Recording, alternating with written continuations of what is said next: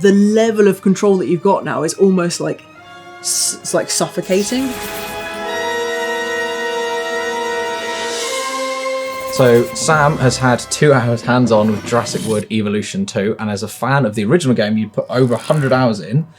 You weren't that impressed with the second one, were you? No, and I'm worried about it. Let's put it that way. So there are so many new systems in this game, right? In terms of the control that you've got, but the level of control that you've got now is almost like it's like suffocating. At least what I've played, it's really lacking some sort of like basic tutorials. So to start off with, we did play one of the campaign chapters, I guess, missions, and the mission that we were dropped into, it felt like quite an early game mission. So it was kind of teaching you about the fact that you can, like, if a dinosaur's being naughty, you can tranquilize it and then like move it to a safer location, like a proper pen or something that you fixed, or you can now take it to a vet.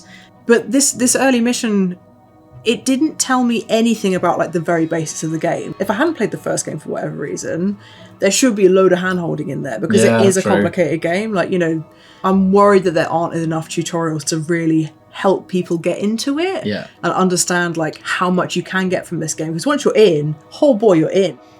What they've done with Jurassic World Evolution 2 is that they've added a lot more systems to make the actual management and the running of the park much more realistic. So when you first release a dinosaur from the wild now, you'll get the choice of like incubating a certain batch of eggs, and then once those eggs are ready, you can then choose from those eggs which ones you want to hatch. So you can release multiple dinosaurs at once now, which is a huge problem with the first one, where it's just like, I'm really lonely, I'm going to be really angry. And you're there, I remember that you would be there going, I'm trying, I'm aware. The phalangic precocis is coming, I promise.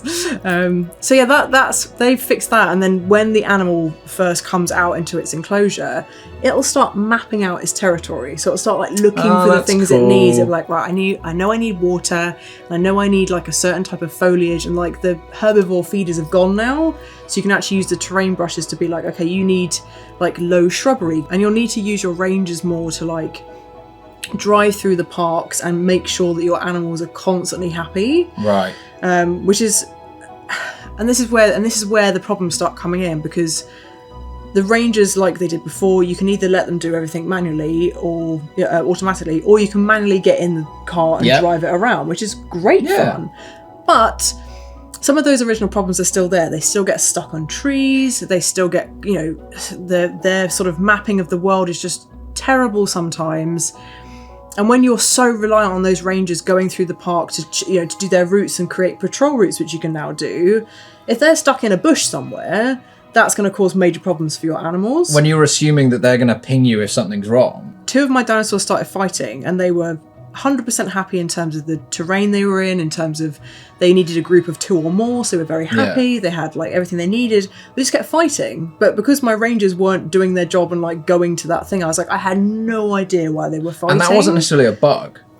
Potentially. Like, this is a very early build, so like the game is coming out at some point this year. Okay. So we're not, I'm not sure at which point of development we're in for this, so it could have just been a weird bug. But you were mentioning that there was another actual in-game element that wasn't a bug, that wasn't highlighted. Basically, when you're playing it, if you didn't have a stand, a viewing platform, then visitors just wouldn't come. Yeah. And then nothing would say to you, hey, in order to get these visitors in, they wouldn't come in the door. Yeah. So there's an element where like that isn't a bug in necessarily, is like there should be a notification that either tells you, or you shouldn't be that reliant on a viewing platform, something that should ping you. Yeah, exactly. I'm just not sure that all of the quirks of the original game have been addressed as well. Considering there were problems. Yeah.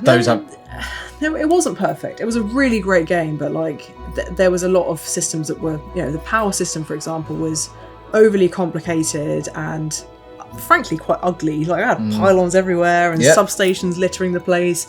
Now they've kind of simplified that a bit, but then they've added fuel as another thing that you have to manage. So if your substation or your Jeep for your Ranger runs out of fuel and you haven't got enough money to refuel it, you got no power and you got no Ranger, and suddenly you're like, oh my god, like everything costs money in this, like everything. So literally you draw Rangers, their Jeeps, like, oh, I can't use them, I don't have any petrol. Don't have any petrol so left. They're done now. Yeah, the level of control that you've got now is almost like it's like suffocating, because you've now got to manage your staff, which is like you literally have to hire members of staff, and they've all got like different pros and cons. They all have different, wants and financial requirements and stuff like that. But they also need to like have a break. So now you've got to monitor like how disgruntled they are, and like you'll need to use your staff to research new dinosaurs, to build a new section of your park to unlock a new enclosure, because they've now got flying dinosaurs and like water-based dinosaurs in the game as well, which is amazing.